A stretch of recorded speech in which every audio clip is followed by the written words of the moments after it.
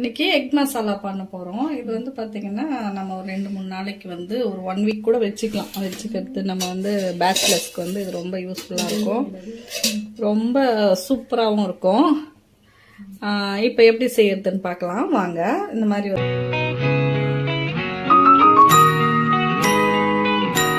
பெரிய கடாய் வச்சுக்கலாம். இப்போ எண்ணெய் விட்டுக்கிறேன். நீங்கள் வந்து ஒரு 10 முட்டை கூட போட்டுக்கலாம். இல்லை நீங்கள் வந்து கம்மியாக குவான்டிட்டியில் பண்ணிக்கிறீங்க அப்படின்னாலும் கம்மியாகவும் பண்ணிக்கலாம்.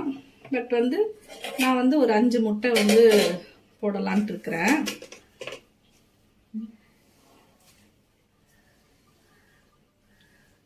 பார்த்தீங்கன்னாக்கா நான் ஒரு 5 முட்டை எடுத்திருக்கேன். இந்த 5 முட்டையை நம்ம வந்து பிரேக் பண்ணி அப்படியே உடச்சி போட்டுக்கலாம்.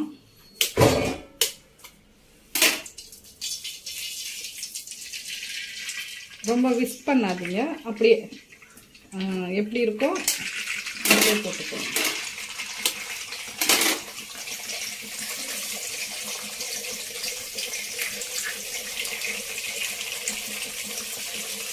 இப்போ கடைசி முட்டையும் போட்டுட்டேன்.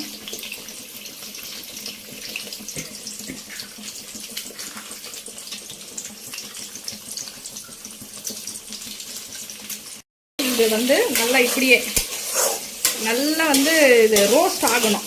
சிகப்பாக வந்து இந்த முட்டை உடச்சி ஊற்றிருக்கோம்ல, இது வந்து இந்த எண்ணெயில் நல்லா வந்து வெந்து கரண்டு கொடுக்கணும். அதுக்குள்ளே வந்து இதுக்கான மசாலாவை வந்து ரெடி பண்ணிக்கலாம். இப்போ இது நல்லா கொஞ்சம் சிம்மில் வச்சு வேக விடுங்க. சிம்மில் வந்து வச்சு இது அப்படியே வந்து பார்த்தீங்கன்னா மசாலாவுக்கு வந்து ஒரு பல்லு பூண்டு எடுத்திருக்கேன். ஓகேங்களா, அது ஒரு பல்லு பூண்டு அப்படியே போட்டுக்கலாம். இப்போ பார்த்தீங்களா இந்த மாதிரி நல்லா வந்து அந்த எண்ணெயிலே வந்து நல்லா டீப்பாக ஒரு நல்ல ரெட் கலரில் முட்டை வந்து ஃப்ரை ஆகணும். அந்த அளவுக்கு ஃப்ரை பண்ணிக்கிட்டே இருங்க. அதுக்கு அடுத்தது வந்து நம்ம மசாலாவுக்கு வந்து ரெடி பண்ணிக்கலாம் வாங்க. பாருங்க, இப்போ வந்து ஒரு முழு பூண்டு எடுத்தேன்ல, அந்த முழு பூண்டு அப்படியே வந்து தோலோடையே நம்ம வந்து தோலோடையே போட்டுக்கிறோம்.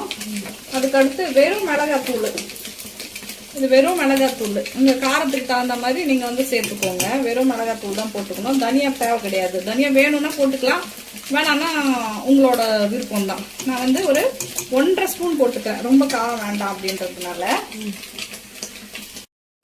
இப்போ இது கூட வந்து நம்ம கொஞ்சமாக மஞ்சள் பொடி நம்ம இதுலேயே சேர்த்துக்கலாம். இதை வந்து கிரைண்ட் பண்ணிட்டு வந்துடலாம். பார்த்தீங்களா ஓரளவுக்கு கலர் வந்து சேஞ்ச் ஆகுது. இப்போ இன்னும் கொஞ்சம் நேரம் இந்த கலர் சேஞ்ச் ஆக நம்மளுக்கு அந்த நல்ல ஒரு சவுண்டு வரும். ஏன்னா இது வந்து நம்ம வந்து 2-3 நாளைக்கு கூட எடுத்து வச்சுக்கலாம்.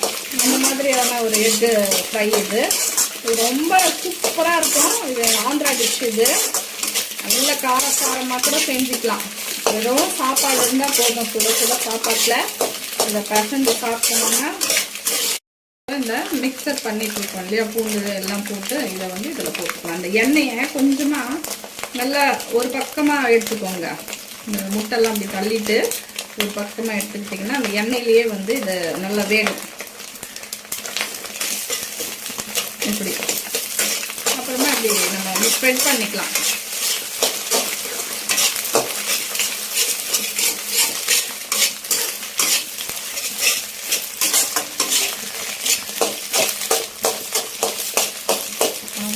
இப்போ வந்து நம்ம ஒரே ஒரு ஸ்பூனு எண்ணெய் ஊற்றிட்டு இதுக்கு வந்து பார்த்தீங்கன்னா கொஞ்சமாக கடுகு, கருவேப்பிலை எல்லாம் போட்டு வதக்கி எடுத்து அதில் கொட்டிக்கலாம்.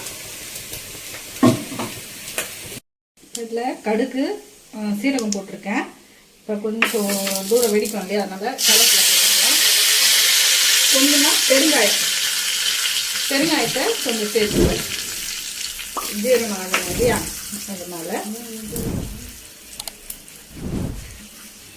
இதை இதில் ஊற்றிக்கலாம். ஸ்டவ்வை வந்து ஆஃப் பண்ணிடுங்க. ஆஃப் பண்ணிவிட்டு இதை வந்து இப்படி கிளறி எவ்வளோ சூப்பராக ரெடி ஆகிடுச்சுங்களா. இதை வந்து ஒரு கண்டெய்னரில் நீங்கள் வந்து உங்களுக்கு ஸ்டோரேஜ் பண்ணிக்கிற கண்டெய்னர்ஸ் இருக்கும் இல்லையா, அதில் வந்து நீங்கள் ஸ்டோரேஜ் பண்ணிக்கோங்க.